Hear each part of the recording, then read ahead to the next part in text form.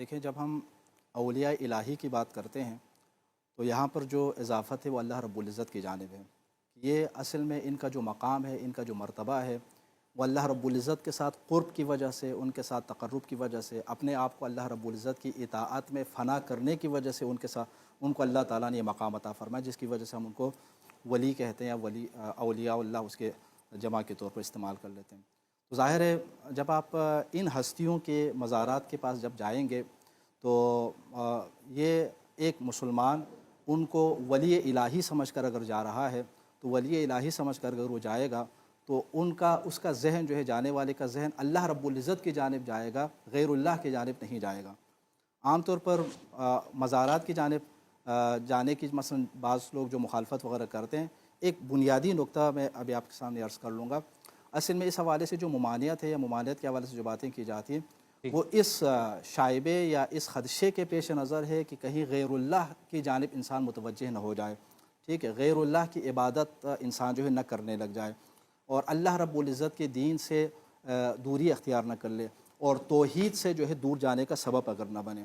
اسی لیے روایات کے اندر بھی اگر اس حوالے سے اگر آپ کو ممانعت پر مشتمل اگر کچھ چیزیں اگر مل جاتی ہیں تو ان کا سبب بھی یہی ہے۔ جیسے ابھی مفتی صاحب نے بھی ایک روایت پیش کی نا کہ حضور اکرم صلی اللہ علیہ وآلہ وسلم نے قبور کی جانب جانے سے، قبور کی زیارت کرنے سے پہلے منع فرمایا تھا، لیکن بعد میں فرمایا نا کہ جائیں، ٹھیک ہے، اور جانے کے بارے میں فرمایا کہ تاکہ آپ عبرت حاصل کر لیں، موت کو آپ یاد کر لیں۔ تو اس سے بھی ایک فکر جو ہے وہ سامنے آ جاتی ہے، ایک اصول سامنے آ جاتے اس حدیث مبارکہ سے۔ وہ یہ ہے کہ اگر انسان ان قبور کی جانب جانے کی وجہ سے، اولیاء اللہ کے مزارات کی جانب جانے کی وجہ سے، اگر جاہلانہ اور مشرکانہ رسومات کی جانب جانے کا اگر اس کے لیے سبب اگر بن جائے تو ظاہر ہے یہ کسی صورت میں جائز نہیں ہوگا۔ نہ صرف اولیاء الہی کے مزارات بلکہ کسی بھی مقام کے اوپر اگر آپ جاتے ہیں اور وہاں سے آپ اللہ رب العزت کے دین کی جانب متوجہ ہونے کے بجائے اس سے دور جانے کا اگر سبب بنے تو اس کی اجازت، لیکن اگر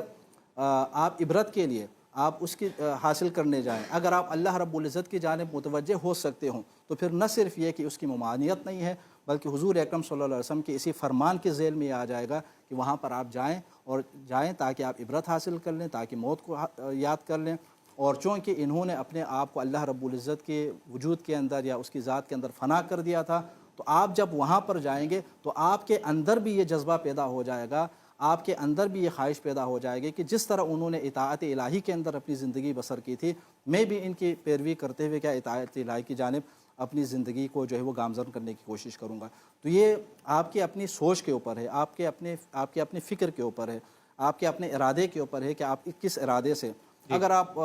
واقعی جیسا کہ ابھی روایت پیش ہے نا کہ یہود و نصارہ، واقعی یہود و نصارہ کی طرح اگر عمل کرنے لگ جائیں تو کسی صورت میں بھی جائز نہیں ہے۔ جیسے یہود و نصارہ کی طرح اگر عمل آپ مسجد کے اندر بیٹھ کر بھی کرتے ہیں تب بھی جائز نہیں ہوگا، لیکن اگر آپ اللہ رب العزت ہی کے مقرب بندے ہونے کی بنیاد پر اگر اولیاء الہی کے مزارات کی جانب اگر چلے جاتے ہیں تو نہ صرف یہ کہ اس کے اندر ممانعت کا پہلو نہیں ہوگا بلکہ یہ اللہ رب العزت کے اس جانے والے زائر کے جو ہے مقرب ہونے کا، تقرب کی جانب جو ہے اس کے بڑھنے کا سبب بھی بنے گا، اور یقیناً اچھا عمل۔